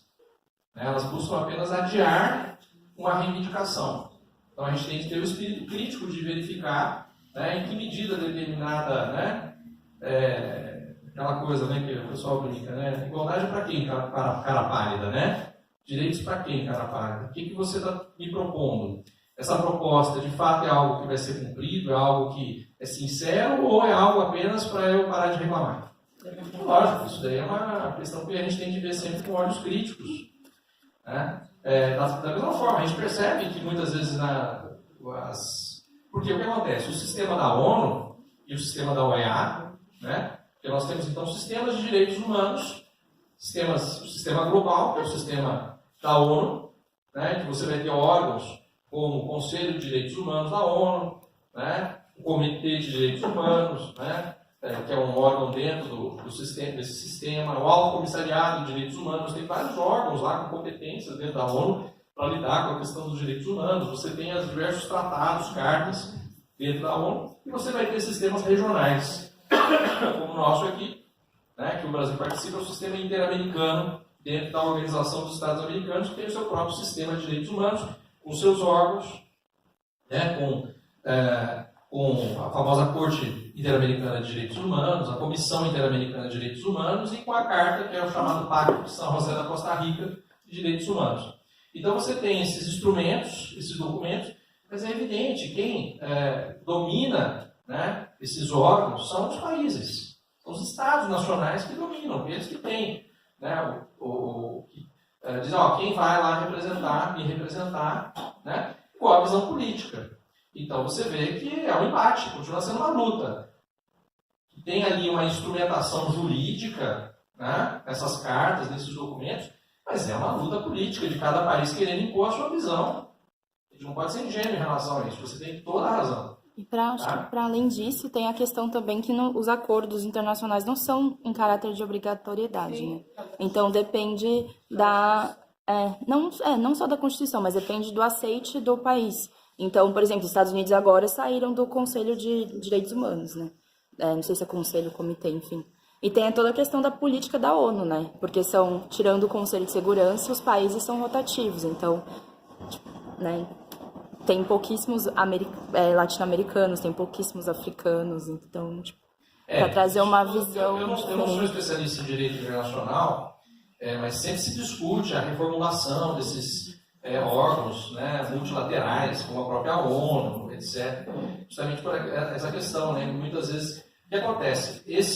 A ONU ela foi criada logo após a guerra, então a maneira como ela se organizou reflete aquele momento histórico. Só que mudou muito, né? O mundo mudou muito desde 1948. Então, falar, essa organização toda da ONU está obsoleta, precisa modificar. Nós temos uma série de problemas, né? Então, por exemplo, tem o Conselho de Segurança da ONU. O Conselho de Segurança da ONU tem países que têm assento permanente, né, que são geralmente os países mais poderosos belicamente, né, e outros países têm assentos, né, rotativos, né.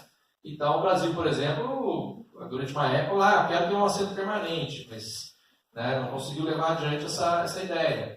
Então, por quê? Porque é um modelo que vem daquele período da Guerra Fria, de 1948, etc., e que ainda permanece. Então, muitas vezes, por exemplo, o Conselho da Segurança, ele tem uma determinada deliberação e um país veta. Então, é um sistema que impede, muitas vezes, que certas medidas sejam tomadas. E aí que está. A questão do sistema internacional é que, assim, é baseado no consenso. É baseado no consenso. Por quê? Porque nenhum país pode impor unilateralmente sua visão em relação aos outros. Tem que ser formado um consenso entre os países para poder chegar a determinadas conclusões, que vão ser os tratados, vão ser as convenções. E aí, né, os países têm de, internamente, e essa discussão que hoje se coloca em muitos casos aqui no Brasil, né, internamente respeitar aquilo que ele convencionou, aquilo que ele assinou nos tratados internacionais. Tá? Então, as sanções, na verdade, elas têm um conteúdo mais de persuasão, porque dificilmente um país vai conseguir impor uma sanção, diferentemente daqui do nosso direito interno, né?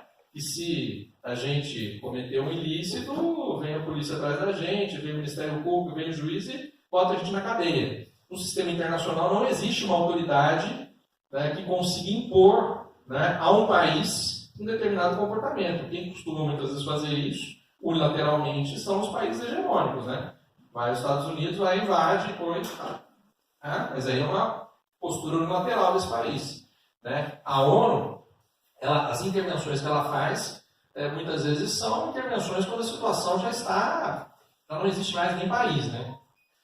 Então, as intervenções de paz que ela faz, muitas vezes é quando aquele país já nem existe mais, já está tão deflagrado com uma guerra civil que nem tem uma autoridade ali estatal que consiga se opor.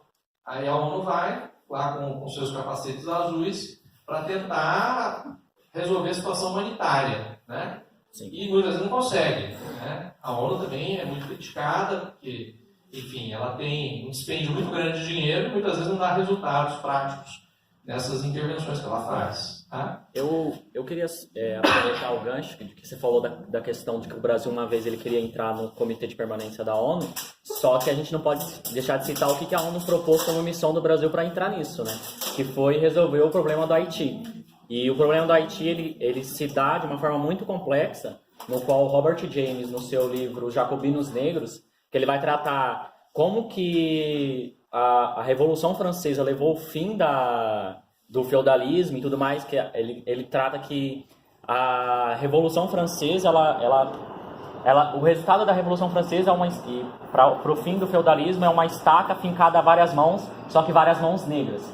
E aí os haitianos, e principalmente com o Tio Sam, eles vão entender como que é liberdade de expressão, o que é liberdade e igualdade na prática, porque são só direitos que transitam no campo da imaginação, só que na prática só existe para determinado grupo na sociedade, e tipo, isso há tantas décadas atrás, só que isso ainda é praticado hoje, porque a liberdade de reunião em grupo, se a gente estivesse reunindo em qualquer periferia do Brasil, qualquer canto que for, e passar uns polícias e tiver 3 moleques de favela se reunindo, eles vão parar os caras e falar: o que vocês estão fazendo aí? Agora vai fazer isso num bairro dos Jardins para ver se há esse tipo de intervenção. Só que, assim, a questão maior do Haiti é que a ONU, ela pede... Eu acho que ela é muito reformista, né? Ela pede para o Brasil resolver o problema, só que mesmo sabendo que o problema maior é os 20 países imperialistas terem virado as costas para o Haiti e sucateado aquele país em questão de negligência dos direitos à educação, direito a acordos internacionais, e fica nessa que tá, né? Tipo, o Brasil ele vai e envia soldados em missão de paz só para enviar água e mantimentos. E o que você está fazendo de forma efetiva? E quando envia águas e mantimentos...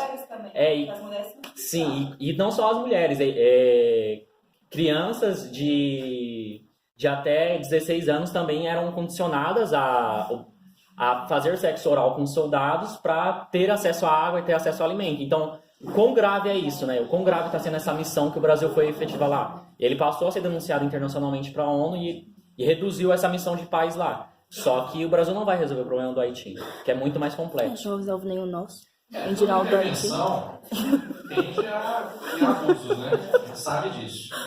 É um instrumento que, enfim, às vezes é necessário por conta até de resolver situações humanitárias, mas às vezes, em vez de ajudar, agrava. Sabe disso porque, evidentemente, é uma intervenção, né? É uma intervenção. É um país intervindo em outro país, né? Então, dificilmente você muitas vezes não tem o conhecimento da cultura, dos costumes, você não tem o respeito, né, em relação àquilo que já existe naquele país e você vai querer ir lá e impor, né, os seus valores, a sua cultura, da forma suas que é instituições. retratado, né, é como se é o bonzinho, né, assim, porque também tem essa relação, né, da subalternização, é assim, né, então trocando água, aí tira uma foto, eu lembro, assim, muitas fotos, né, nossa, sabe, olha como somos bons, né, eu acho que dá um pouco esse recorte também de poder, né, de quem está sendo atendido, de repente, uma intervenção, de como que ele chega ali, né? Eu acho que tem um aspecto que até reflete internamente, que é explorado internamente, que é a questão, olha, né, a militarização resolve, né? A militarização a gente sabe que não resolve nada, né? Enfim.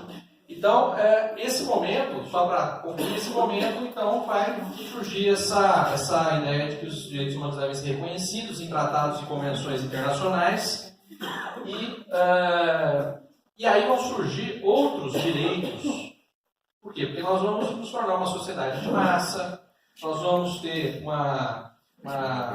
o surgimento da questão ambiental, que é uma questão que até então era ignorada, e aí ela começa, né, a gente começa a perceber os efeitos da ação humana no ambiente. Né? A sociedade de massa é uma sociedade de consumo, então vai surgir a preocupação com os direitos do consumidor, que também são direitos que dificilmente são resolvidos de maneira individual, né? Você tem de resolvê-los coletivamente. Então, surge uma série de novos direitos, a questão da informação de massa, né? O direito à informação. Então, vão surgir outras pautas novas e que vão ser reunidas dentro do que veio se chamar uma terceira geração de direitos. Há quem diga que existe uma quarta, uma quinta. Eu acho que é um pouco de invenção também, porque o pessoal fica querendo vender livro. Então vai quarta, quinta, sexta geração. Mas basicamente a gente pode dizer que então houve esses três momentos históricos. Um momento lá da afirmação dos direitos das revoluções liberais, da primeira geração, direitos relacionados à liberdade. Um segundo momento de afirmação dos direitos sociais, pela reivindicação, pela luta das classes trabalhadoras. E um terceiro momento, né, em que houve a eclosão da sociedade de massa e uma série de problemas novos surgiram dessa civilização industrial pós-moderna, né? Pode dizer assim, e aí vão surgir esses novos direitos, que é a terceira geração de direitos. Alguns autores, eu acho um pouco poético demais essa ideia, né? Mas eles buscam relacionar essas três gerações com os lemas da Revolução Francesa, né? Liberdade, igualdade e fraternidade. Eu acho isso um pouco poético demais, mas ajuda talvez a gente a memorizar, né, essa ideia de que existem esses direitos em geração. Tá? Apenas aqui, para vocês, peguei aqui os artigos iniciais da Declaração Universal, né, de 1948, para vocês, apenas para mostrar como eles trazem um pouco daquela história que nós vimos. Né? Quando fala lá, todos os seres humanos nascem livres e iguais em direitos. Isso é um eco daquelas declarações de 200 anos atrás. Né? Só que, lógico, que agora tem um outro significado e a gente precisa dar um outro significado para tudo isso. Né? Porque nós não podemos nos limitar àquelas ideias, né, das revoluções burguesas do século XVIII. Não é suficiente para ninguém. Né? Mas, de toda forma, isso daqui é uma afirmação que é importante ainda. Quando a gente vê que há pessoas que negam os direitos humanos e que dizem que os direitos humanos são uma ideologia, isso é uma afirmação muito perigosa. Os direitos humanos não são uma ideologia. Ideologia é um conjunto de ideias que você tem dentro de um determinado viés, né, que você quer impor às outras pessoas. Né? E aí você diz, não, a minha ideia está certa, a sua está errada. Os direitos humanos a concepção de direitos humanos parte de uma ideia de igualdade, em que todos têm os mesmos direitos. E que eu não posso classificar os seres humanos com base na sua raça, na sua origem, né, na sua cor, na sua religião. É essa a ideia básica que permite que a gente conviva. Né? As nossas sociedades hoje são sociedades plurais. Não dá para você, né? Você não tem mais em nenhum lugar do mundo uma sociedade homogênea, que todos têm a mesma religião, a mesma origem. Não tem como a gente viver juntos se a gente não tiver uma cultura de direitos humanos. É isso, basicamente, né, que a gente vê agora colocado em perigo. Né? Então, aqui eu apenas coloquei as várias convenções e tratados que o Brasil já assinou. Né? Depois vocês quiserem, né, dar uma lida nesse material, pode passar. Então, aqui, dos vários setores, né? Então, foram sendo produzidas, né, tratados e convenções em diversos aspectos, né? Direitos civis e políticos, direitos sociais e econômicos, né? Direitos da criança, né? Discriminação contra a mulher. Então, o Brasil foi ratificando, esses documentos têm força internamente. Então, uma questão importante para nós é a internalização dessas regras. Quando eu comecei a estudar direito, ninguém levava muito a sério os tratados de direitos humanos. Os tratados comerciais, sim. Eu sei, mas na época ninguém levava a sério. Ninguém levava a sério. Tá? Era uma coisa de perfumaria, né? Aliás, direito constitucional também é uma coisa, né, implicava em perfumaria. Isso não serve para nada, porque uma ditadura, para que você vai estudar direito constitucional? Né? Quando eu comecei a estudar direito, era assim. Tá? Ainda não é, né, como a Luísa fala, realmente ainda não é levado a sério como deveria. Mas nós temos as normas que a própria Constituição estabelece em relação à internalização. Quer dizer, quando o Brasil ele faz um processo de ratificação desses tratados, ele se torna um direito interno. E aí, os tratados de direitos humanos, pela nossa Constituição, eles têm duas formas de se tornar direito interno. Aqui, como que é feita a internalização do processo? Né? Então, o presidente da República celebra o tratado, depois isso vai para o Congresso Nacional, que edita um decreto legislativo aprovando, e, por último, o presidente ratifica por meio de um decreto em que ele estabelece a executoriedade interna do tratado. Hoje está sendo reaberta uma discussão se essa terceira etapa de fato é necessária. Ela não consta no texto constitucional. Há quem defenda que a simples aprovação pelo Congresso já é suficiente para que o tratado já entre em vigor. Mas isso é uma discussão, enfim, nós vamos com certeza, o Supremo vai ter que se pronunciar sobre esse assunto aí. Até porque a questão que envolveu aí a candidatura do Lula é baseada num tratado, um protocolo anexo a um tratado, que houve a primeira e a segunda etapa e não houve a terceira. Não houve o decreto presidencial. Né? Perdeu-se a oportunidade aí, né? Que foi, inclusive, o decreto legislativo foi feito ainda na época do Lula como presidente, ainda depois teve os mandatos da Dilma, né? E não se fez esse decreto. Né? Então a discussão é, bom, mas ele vale, ele não vale? Então, nós vamos ver aí chegar no Supremo com certeza. Esse decreto é a lei da ficha limpa? Não. É o seguinte, ó. Tem o que aconteceu foi o seguinte: o Comitê de Direitos Humanos da ONU estabeleceu lá uma sentença dizendo que a candidatura do Lula deve ser preservada até a decisão final. Enfim, eu não sei exatamente, não li a decisão. É aquele da condenação em segunda instância, é isso? Na verdade, eu não sei exatamente os termos. Ontem até foi discutido no TSE, mas a questão que eu vi que foi discutida é a seguinte: esse protocolo que o Brasil assinou, vincula ou não vincula o judiciário? E o argumento dos que falaram que não vincula é que faltou essa fase aqui, faltou o decreto. Tá?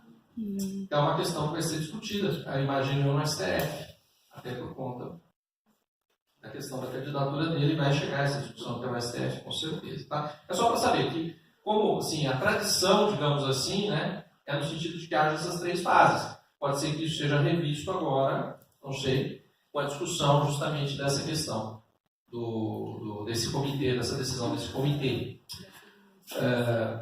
Então, aqui o que nós temos? Temos um caso famoso que o STF decidiu que não pode haver prisão do depositário infiel. E ele decidiu com base num tratado de direitos humanos, o Pacto de San José da Costa Rica. O que o STF decidiu? Que os tratados de direitos humanos valem mais do que a própria lei interna. Eles têm natureza supralegal. Sendo que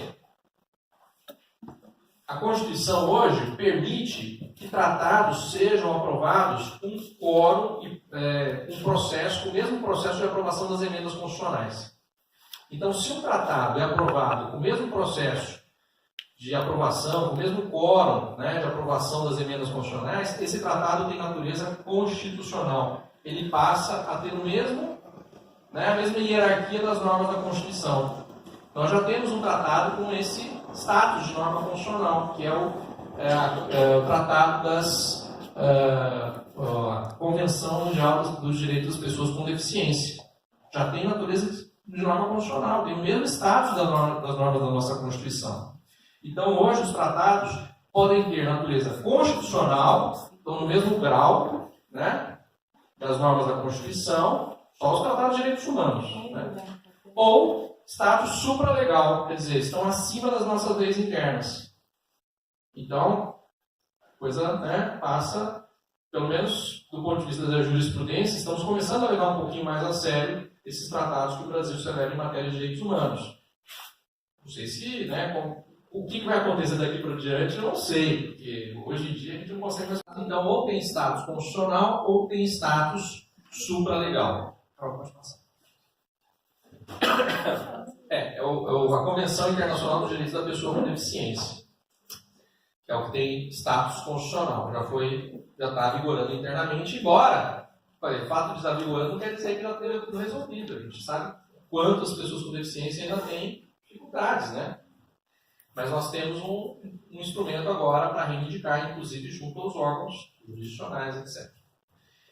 Então, aqui falando sobre a defesa dos direitos, a única coisa que eu acho que você já sabe é a diferença entre direitos e garantias.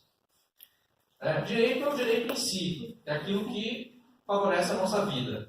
Garantia é um instrumento para a realização do direito. O que nossa Constituição previu como garantia? Tem garantias gerais que a Constituição estabelece. Por exemplo, a separação de direitos é uma garantia geral, porque tendo separação de direitos, né, a tendência de haver arbitrariedade, tirania diminui, então é uma garantia geral. E nós temos garantias específicas, né? Por exemplo, o direito de petição, lá do artigo 5º, né, que todos nós podemos reclamar, né, os nossos direitos perante as autoridades públicas. Então, isso é uma garantia específica. E nós temos ainda garantias, só que volta um pouquinho, faço dois. Garantias que a gente chama de remédios, que são garantias jurisdicionais. São ações que nós temos para buscar proteger os nossos direitos. Então, a Constituição estabelece várias delas. O habeas corpus, mandado de segurança, mandado de injunção, habeas data, ação popular. É interessante, talvez, ter uma aula sobre cada uma delas, mas não dá. Mas existem, então, remédios jurisdicionais que podemos utilizar, né, na medida do possível, né, porque a gente sabe que às vezes é difícil o acesso à jurisdição, até por questões financeiras, né, para poder ter aí os nossos direitos respeitados. E aí nós temos instituições que têm um papel importante. Vocês conhecem, o Ministério Público vai defender os interesses gerais da sociedade, vai atuar muito nessa defesa dos interesses difusos, meio ambiente, consumidor, ou de populações vulneráveis, né? Merecem um tratamento, uma tutela especial, como os idosos, deficientes, crianças. Nós temos a Defensoria Pública, que atua aí de maneira individual ou coletiva em favor, né, da população dos hipossuficientes, né? População que não tem condição de custear um advogado. Oi? Não, pode falar. Mas com relação às leis penais, o Ministério Público realmente perfil, Sim. acho que é importante para gente. Sim. Não, claro. O que acontece é o seguinte, no direito penal, aliás, foi por isso que eu não fui para o Ministério Público. o Ministério Público tem a função basicamente acusatória. Então, ele vai, de certa maneira, ele também está tutelando o que seria o interesse da sociedade na atividade de persecução penal. A ideia é que, né, as leis penais, em tese, servem para proteger a sociedade. E, portanto, existem alguns crimes que a própria, vamos dizer assim, que não dependem da queixa do ofendido. Alguns crimes, o Código Penal vai colocar, não, depende de queixa. Então, o ofendido tem de entrar com o pedido, entrar com a ação penal. Então, por exemplo, se eu sou ofendido, uma ofensa, né, uma injúria, eu tenho de ir lá e entrar com a ação, chamada queixa-crime. Ou então, alguns crimes dependem de representação. A pessoa, a vítima, tem de representar, ela tem de pedir para que o Estado atue. Tá? Mas existem outros crimes que esses não. Esses é de interesse da sociedade que o Ministério Público atue. Então ele vai lá e entra com ação penal. É que assim, é aquela coisa né, o cachimbo entorta a boca do dono. Quem atua muito na atividade de persecução criminal, apesar de a gente falar promotor de justiça, né? Então, em tese, ele deveria pedir absolvição, quando ele acha que, né, não deveria, tal. Mas, aí, obviamente, vai depender muito, né, da maneira como a pessoa vê o mundo. A visão de mundo da pessoa influencia muito nessa atividade. Você vai ter pessoas mais sensíveis à situação, né, da sociedade em que ela vive e outras não. Né? Ainda mais nós temos de pensar, né, que para ascender, né, a esses cargos, quem consegue passar num concurso desses, né, e ocupar esse cargo? Pessoas, né, que muitas vezes não conseguem, que têm disponibilidade de terminar, não trabalha durante a faculdade, só estuda, aí quando termina a faculdade vai conseguir ficar em casa estudando ou no cursinho. Então, obviamente, vai ter uma visão muito específica, né, da sua realidade social. Até né? porque ela já nasce se alimentando muito bem. Sim, lógico, sem dúvida nenhuma. Professor, Então, por isso que eu acho que assim, as políticas afirmativas têm um papel importante aí no sentido de equalizar essas situações também, para que nós tenhamos uma diversidade também, né, nas universidades e nesses órgãos públicos. Senão a gente não vai conseguir mudar essa situação. Tá? eu tenho só uma dúvida. Fala. Nesse caso, é que aí passa para a esfera da... Por exemplo, os crimes hediondos, eles entram quando é feito por uma ação popular, enfim. Eu vou citar o caso que está meio em voga agora. Essa semana foi o julgamento do Bolsonaro no STF sobre racismo. Sim. E, a princípio, ficou dividido. As pessoas colocaram, os juízes lá, os ministros, né, do STF, colocaram que a questão é uma liberdade de expressão, não foi um racismo. A maioria deles colocaram dessa forma. E aí como que se dá essa questão, assim, dentro dos... Essa questão envolve duas coisas. Primeiro, existe uma coisa que chama imunidade parlamentar. Os parlamentares têm uma imunidade por suas palavras, votos e opiniões. A questão é definir os limites dessa imunidade. Isso é uma coisa que é o STF que vai ter de estabelecer essa interpretação, pensando e ponderando, de um lado, que os parlamentares eles têm essa garantia para que eles possam expressar as visões, porque nós vivemos numa sociedade plural, então, né, enfim, você tem parlamentares de todas as matizes ideológicas. Sim. Tá? Então, todas essas visões têm de chegar ao Congresso. A ideia é essa, né, de uma imunidade parlamentar por votos palavras. Isso daí não é um instituto brasileiro, tá? Isso existe. Em todos os países existe essa garantia da imunidade parlamentar com relação aos suas opiniões, aos seus votos. Nem todos os países têm aquela figura do foro por prerrogativa de função. Tá? Isso é uma coisa muito específica do Brasil. Então, eu digo isso porque, no caso do racismo, ele é colocado como um crime hediondo, mas a maioria dos julgamentos e das questões das próprias boletins de ocorrência e né, nos inquéritos, enfim, eles são colocados como injúria racial, simplesmente, né? A grande maioria. E aí, por exemplo, nesse caso, teria que ter uma legislação mais específica determinando como essa forma, como o racismo pode se expressar. Mas não existe a legislação, a questão é do enquadramento, né? Se enquadra como injúria racial ou como racismo, que são condutas diferentes na tipificação penal dessas duas condutas, né? Eu não sou penalista e não me lembro, assim, especificamente da tipificação como está descrito nessa legislação. Mas são condutas diferentes. A injúria racial é menos grave, né, do ponto de vista penal, do que o racismo. E o racismo... Oi? A gente tem um problema com essa lei, né? Essa lei, ela é para encobrir o racismo que a gente vive no Brasil, né? Isso já é uma luta dos movimentos negros, né? No campo, eu sou advogada, mas eu vou acompanhando. Ela não, na verdade, ela é para não punidade, né? Porque a pessoa sabe que não vai proibir uma pessoa negra de entrar no lugar. Ela sabe, o impedimento ele pode se dando por várias formas, né? O racismo ele vai se dando por uma justificação da lei.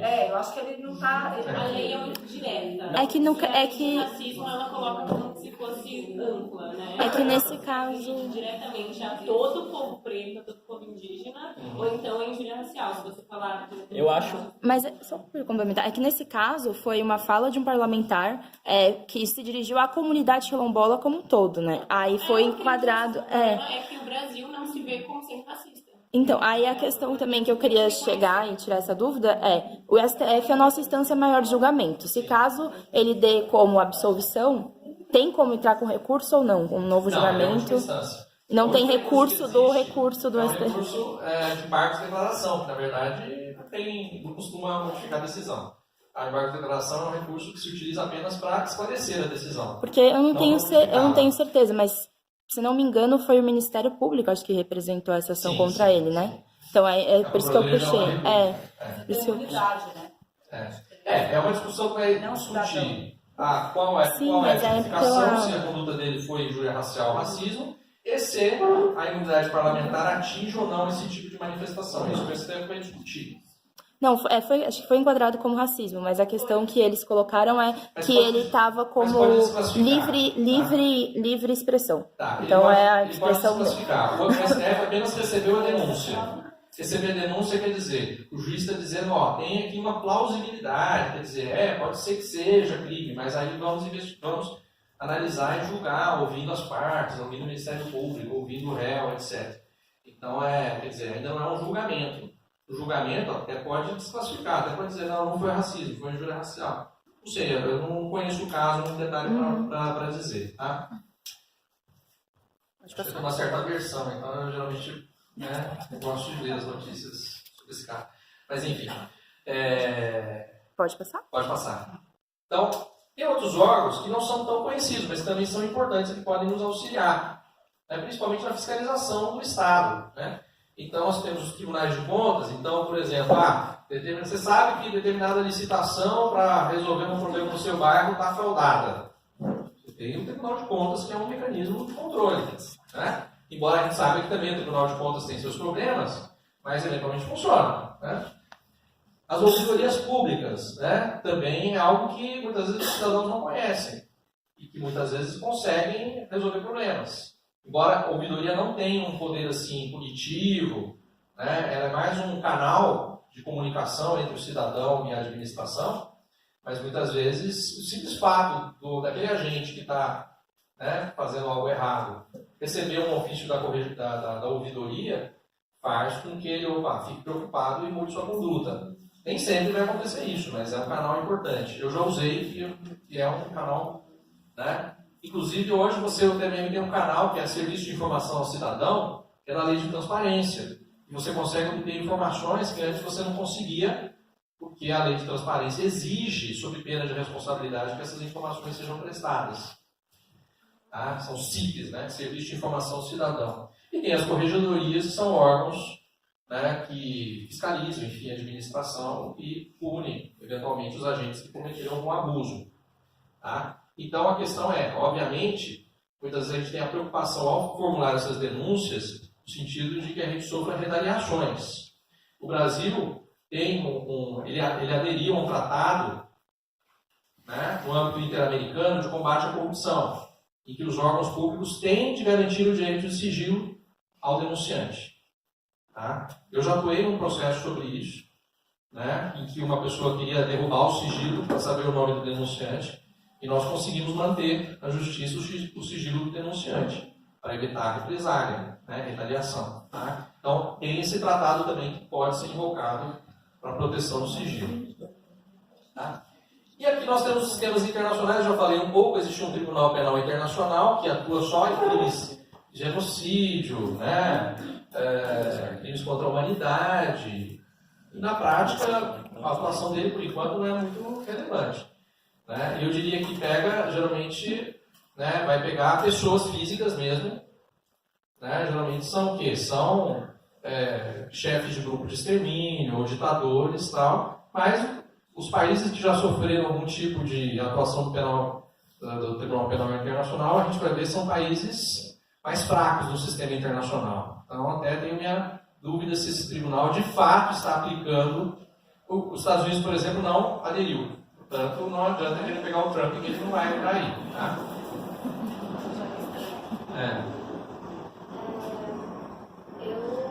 Eu estagio na Defensoria Pública. Sim. E eu vejo diariamente que a gente tem muito problema em atuar com denúncias. Assim, né? A gente atua muito em situação de rua, então, denúncias de centros de acolhida, muitas denúncias acerca de racismo. E eu até passei, né, pela minha vida pessoal recentemente, no caso de racismo muito grave, com meu irmão, ele foi agredido por um policial, enfim, acenderam o carro, foi uma coisa bem forte, assim. E eu sinto muito, tanto na minha vida pessoal quanto na profissional, lá na defensoria, que a gente não tem muitas ferramentas para lutar ou fazer uma denúncia. Porque eu já atuei em um caso, né, que um pop room, uma situação de rua, foi agredido seriamente por policiais e o próprio defensor falou para ele, olha, né, você pode ir na corregedoria, mas isso também, você precisa ficar sabendo que isso não é totalmente seguro para você, porque não é mesmo. Então, eu queria saber qual é a forma efetiva de realmente se fazer uma denúncia, porque eu não sinto isso na prática. Não sinto. Que aí, no caso, como ele é a vítima, é difícil, ele não tem como não se identificar. Né? Evidentemente, aí não tem como resolver isso. É um ato de coragem, porque, de fato, não existe outro meio. Né? É um ato de coragem. Você, muitas vezes, adotar uma postura de defesa dos direitos humanos é um ato de coragem, sem dúvida nenhuma, no nosso país é. Mas mesmo assim, é por isso que eu fico... Os instrumentos de tutela ainda são muito falhos. O sistema de proteção que o Estado tem ainda é muito falho. A começar, por exemplo, o sistema de proteção de testemunhas nosso, falho. Né? Não vou dizer que não é falho, sim. Sem dúvida. Eu tenho muito interesse por esse tema de direitos humanos, mas ao mesmo tempo eu sinto uma grande impotência do próprio sistema, porque não tem, principalmente, e aí, né, vai somando. Se você for pobre, você tem menos, né, condições ainda, negro ou então mulher. Então, e nesse caso relacionado à raça, à etnia, eu realmente não vejo se tem alguma forma de fazer alguma denúncia. Porque, assim, eu que estou na defensoria, nem os defensores sabem como atuar nisso. Porque, geralmente, eles não vão bater no cara lá na frente de todo mundo. O meu irmão, por exemplo, levaram ele para uma sala e bateram nele, sem ninguém ver. Não vou dizer que foi porque ele é dele, né? Exatamente. Né? É uma questão da sociedade que a gente vive, né? E aí, essas ferramentas que tem a apaziguar ou fazer com que isso não aconteça. Só que a sociedade que a gente vive, isso já está imputado. Né? Então, a construção não é só pelas leis, é de uma reconstrução social. Mas vamos Caroline, na verdade é o seguinte, a gente que é da área do direito, a gente sempre ouve esse tipo de questão. Eu pensei até que vocês iam falar da questão do sistema internacional, porque acho que até a Carol falou, né? O sistema internacional nem tem sanção. Nem tem sanção. Quer dizer, na base do respeitar constrangimento. os direitos humanos, né? Aí vem a Corte Interamericana de Justiça e fala, opa, você desrespeitou. Né? A gente foi condenado agora, recentemente, pelo caso do Vladimir Herzog, que é um caso muito antigo, né? Do jornalista que foi torturado, é uma coisa bem antiga. Né? E é um caso que tem mais visibilidade, né? Pelas próprias circunstâncias. né, um jornalista da TV Cultura, a família dele são pessoas que são militantes, né, dos direitos humanos, etc. Conseguiu essa visibilidade, conseguiu levar a questão até a Corte Interamericana e o Brasil foi condenado. Teve recentemente também o caso... Isso vai resolver a situação, talvez a família dele resolva, não sei se vai resolver as situações cotidianas de tortura que existam na nossa sociedade. Agora, de toda forma, é uma sinalização importante, eu acho. Sabe? Que, olha, né? Infelizmente, nós temos gente que defende abertamente a tortura como instrumento policial, né? Então, assim, os instrumentos jurídicos, eles não são suficientes, nunca serão suficientes. Porque eles têm intenções, né? Eu acho que a gente não dá pra gente conhecer jeito, né? De que polo que a sociedade, ela tá marcada, né? Ela tá marcada por um polo econômico, né? Tem intencionalidade. Então, eu acho que nós somos o que está ali se movimentando, né? Os movimentos, as micro-revoluções, porque nunca que esse Estado, né, ou essa sociedade vai compreender que uma pessoa em situação de rua, ela tem uma cor, né? Que ela simplesmente só está na rua ou por X questões, né? Então, a gente tem aí um consentimento, né? Então, pode se bater, esse corpo pode morrer, né? Então, eu acho que tem esse acordo social, né, com o Estado, etc. Então, eu acho que nunca a gente vai conseguir deles realmente essa justiça. Eu acho que o processo tem que ser um movimento muito, muito outro. Assim. Sim, até porque a Angela Davis, uma coisa que ela traz para nós é que a justiça não é justa, né? E uma coisa muito importante da gente parar para analisar é que conflito social a gente não pode partir pela via do direito penal, porque se a gente partir pela via do direito penal, acontece o que acontece, por exemplo. Bolsonaro é denunciado em caso de injúria racial e tudo mais, só que isso vai resolver o problema do racismo por parte dos parlamentares? Não vai, tipo. E tem que partir pela via social, pela via da saúde, pela via da cultura, porque só assim você freia de fato essa problemática que está latente na sociedade desde quando a gente decidiu se organizar em sociedade, né? Então, é um problema muito grande e a gente sempre optou pela mesma via, que é a via punitiva. E a gente só mudou de nomes ao decorrer dos séculos, assim, tipo... No Brasil, historicamente, o direito penal, não só no Brasil, mas no mundo todo, mas vamos fazer o recorte para o Brasil, historicamente ele foi feito para perseguir e encarcerar um grupo específico da sociedade. Ou esse grupo está condicionado preso à rotina do subemprego, ou ele está dentro dos presídios, mas ele nunca está acessando as vias de cultura. E temos a lei de curandeirismo. A lei de curandeirismo está lá, velho. E serve para punir quem? Serve para punir indígenas e pretos e pobres. E tá, mas aí você fala, tá, e o que tem além disso?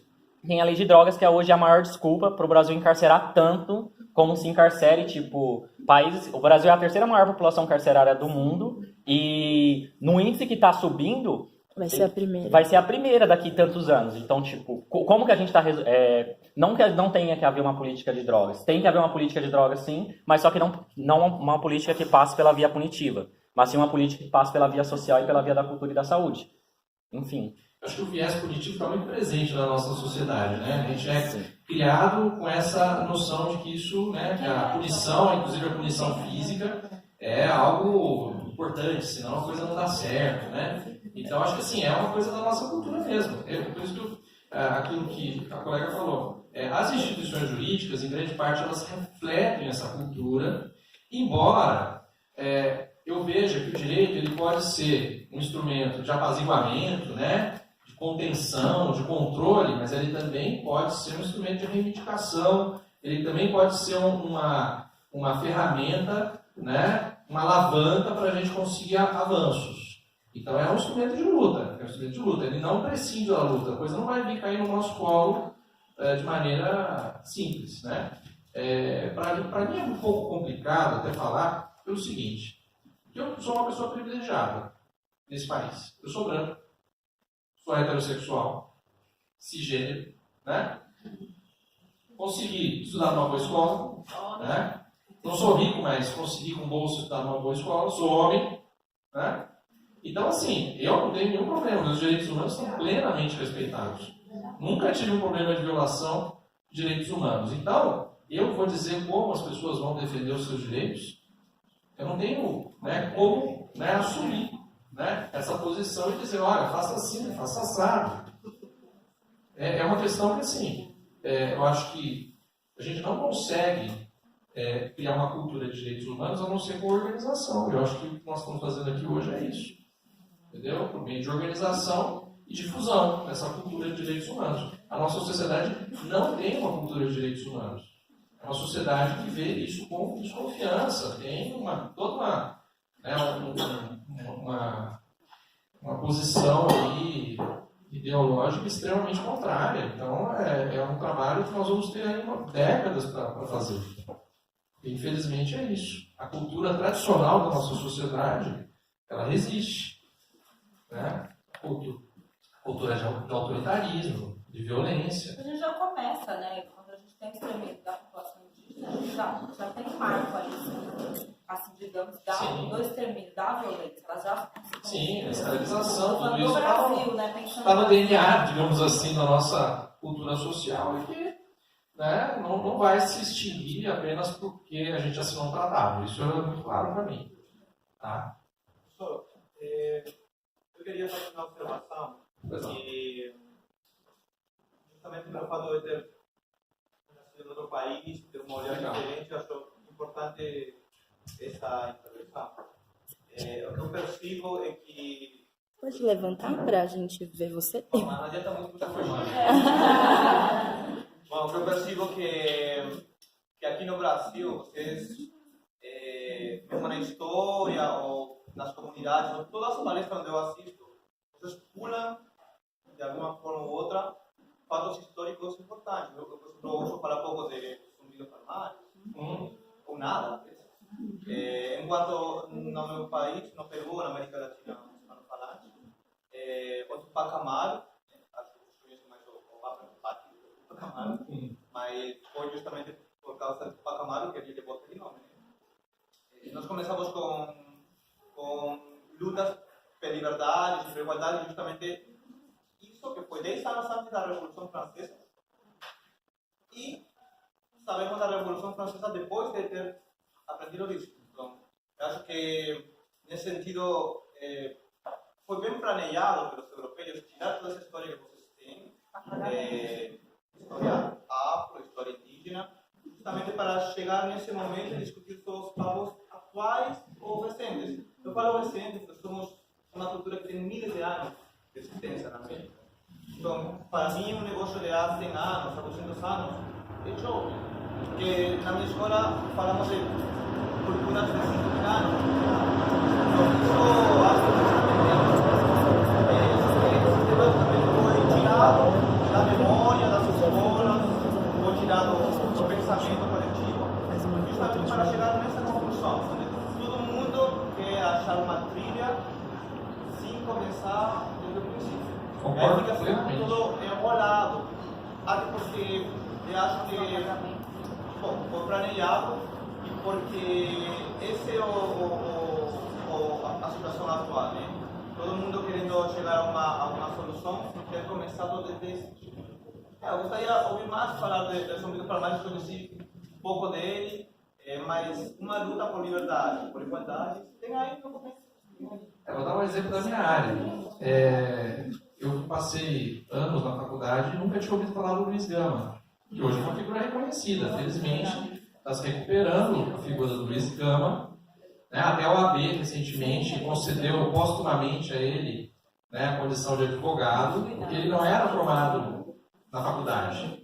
Ele, naquela época, você poderia ser um rábula, né? Você poderia ter uma formação prática em direito e advogasse mesmo sem ter passado pela faculdade.